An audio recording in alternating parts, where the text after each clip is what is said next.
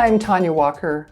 I am a holistic wellness coach and I'm an emotional healer who works with people who have ALS. And I volunteer my time with this incredible organization called Healing ALS. So with me is my friend Steve Bishop, and he is a medically documented ALS reversal. Hey Steve, how you doing? I'm doing great today. Thank you. Good. I want to thank you for being here, and I'm really excited for you to share some of your journey with the people who are going to be watching this video. Well, So I'd like to do that. Yeah. awesome. I'd like to begin by asking you, when were you first diagnosed with ALS? I was diagnosed way back in March of 2001.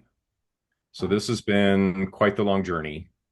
And what kind of took me there was uh, working, really. I was having difficulty typing. My arms were cramping up. hmm.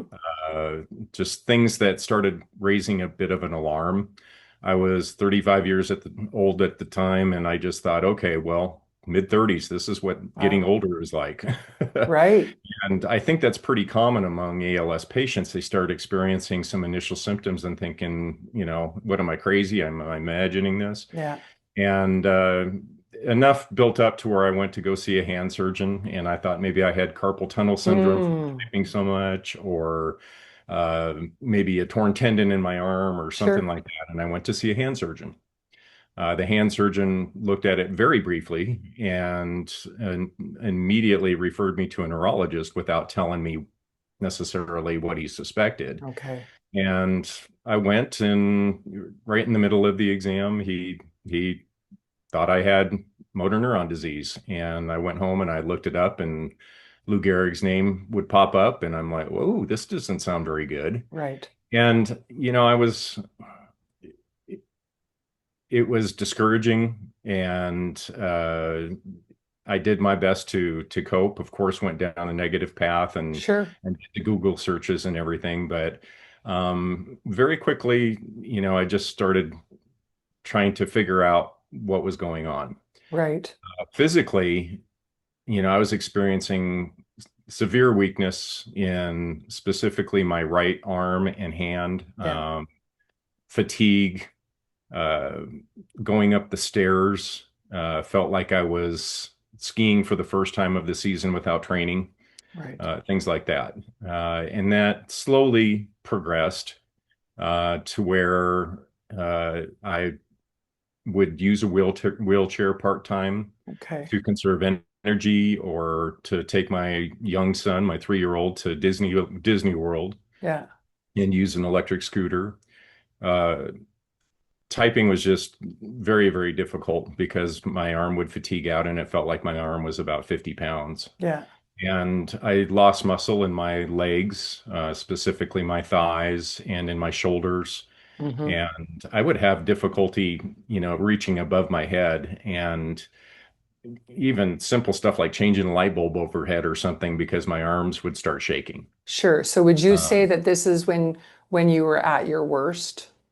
yeah, it progressed to that. Okay. And pretty right, almost when I found out what was going on, I stopped driving because my foot was falling off the gas pedal. Sure.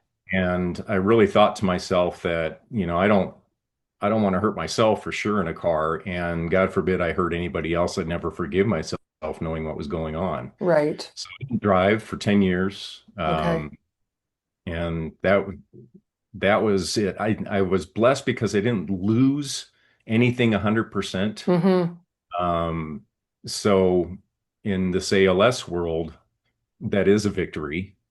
But my life was dramatically changed. Sure. So I first of all, thank you for, sharing and being so real with the Mhm. people who are watching this video. I'd like to ask you, where are you today in terms of your ALS, in your functionality? And we won't get into what you did. I know you're going to share that with the audience at the conference, but Yeah, just briefly, if you could just let us know where you are today.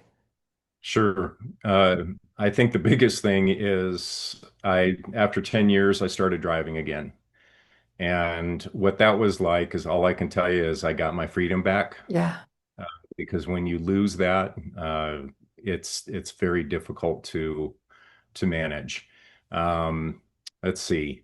I golf. yeah, Uh, I I am still able to do some computer work, but I have residual issues, Tanya, sure. and I don't know if I'll ever get those back. That'd be nice.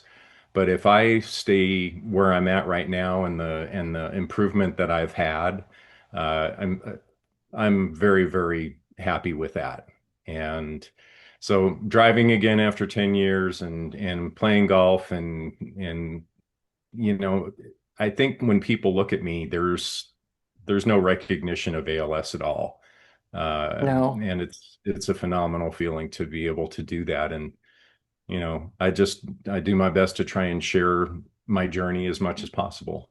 Yeah. Well, that's incredible, and it's certainly going to give a lot of people real hope. Yeah, As you know, Healing ALS has been helping people on their own ALS journey.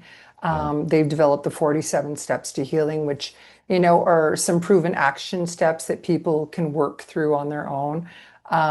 So, Steve, you're going to be attending the upcoming conference yeah. this October, where I get to see you again. Super excited in Las Vegas and sharing your personal journey with the audience. But I'd like, if you don't mind, if you can speak directly to the person right now who has ALS and doesn't either know about us or doesn't know about the conference or is contemplating coming to the conference. Why do you feel it's so important that people with ALS, or at least someone in place of that person who cannot attend, make the effort to attend this conference in person? Yeah. Well, I think the biggest phrase I would use is we don't know what we don't know. Uh, there are paths out there to healing that Google isn't going to give us. Mhm. Google unfortunately takes us down a negative rabbit hole in a lot of cases, and it can be overwhelming. And what this conference is going to do is provide you with information that will present paths to you that Mhm. you will know which one makes sense and that you didn't even know existed. And without that information, it's overwhelming. But when you start getting guided towards what is available through medical professionals, through people that have gone through this and Mhm. come out the other side, either completely or to a certain extent, there is a different outlook to how you go on this journey. And the key word for me is really hope, of course, but not to be confused with what the term a lot of people use as false hope, Right, because this is truly about doing things for yourself and finding out what those possibilities could be. And right. that's exactly what I think people will learn at this conference is what is available.